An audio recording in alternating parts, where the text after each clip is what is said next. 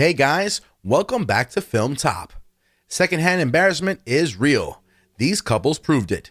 TLC's hit reality show 90 Day Fiance and its various spin-offs are big hits among viewers who just can't get enough of the show's untraditional love stories, international romance, and all the challenges and the drama that come along with them.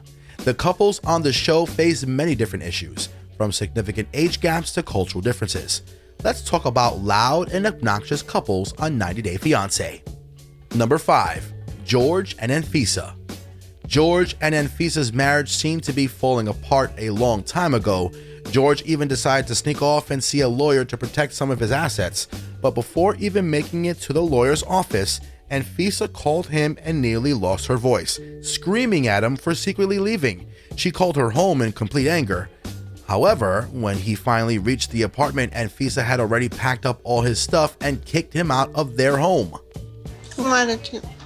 Number 4. Annie and David. The significant age gap was just one of Annie and David's many issues.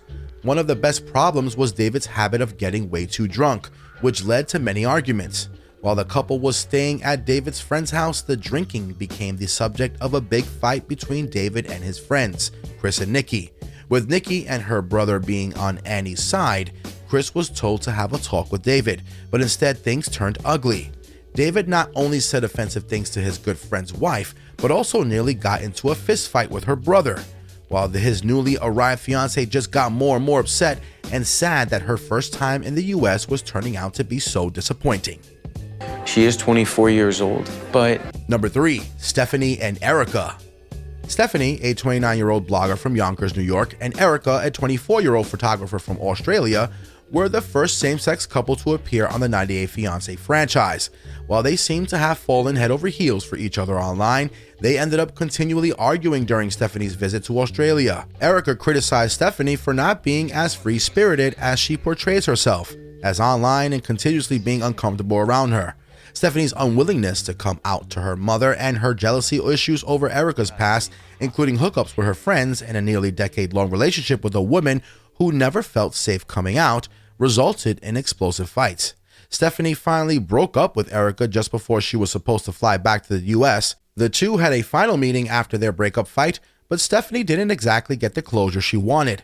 Erica had some harsh words for her when she said that the trip had been an absolute mess and that Stephanie should have waited until she was truly ready to overcome or at least address her issues before she flew across the world. Number 2. Ariela and Binyam.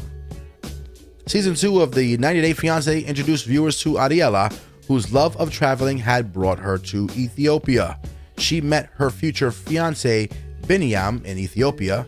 Just 3 months after they first met, Ariela became pregnant, decided to have the baby in Ethiopia, and started a life there with Binyam. Things weren't easy after spending some time back in the States. Ariela flew back to Ethiopia, accompanied by her mother Janice, who wanted to help her settle. When Janice went back home, Ariela started having some second thoughts, feeling stressed and anxious about the whole new situation, and realizing that she didn't know anyone there aside from Binyam. Ariela eventually vented on her fiance. After looking at a bigger and more modern apartment, Binyam made it clear that it was way out of their price range. With construction in their apartment still being nowhere near finished, Ariela exploded with anger, and the couple had a heated fight in the cab. He's always kind of portraying me as the bad one. And Number 1. Chantel and Pedro. There was so much drama surrounding Chantel and Pedro that they ended up getting their own reality TV show. It was difficult from the start, with Chantel's family being very suspicious of Pedro and claiming the Dominican native just wanted a green card and money.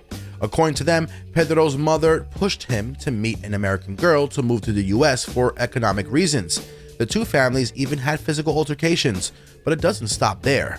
This couple's relationship recently hit a new low when Chantel confronted Pedro during a 90 Day Fiance Happily Ever After tell-all episode, claiming that he had visited his home country to sleep with other women, to which Pedro responded by saying that their relationship would never survive. During an episode of the couple's spin-off show, The Family Chantel also stated that she was starting to realize that her marriage to Pedro was nothing but a scam, with her friend claiming that Pedro simply married her to send money to his family. Things got heated again when Chantel's family confronted him about this. Do you believe loving couples would ever do this? Well, these couples didn't even have a drain of love and attraction between them. Maintaining relationships is not an easy thing, and many people fail in moving forward together, and these 90-Day Fiancé couples were perfect examples.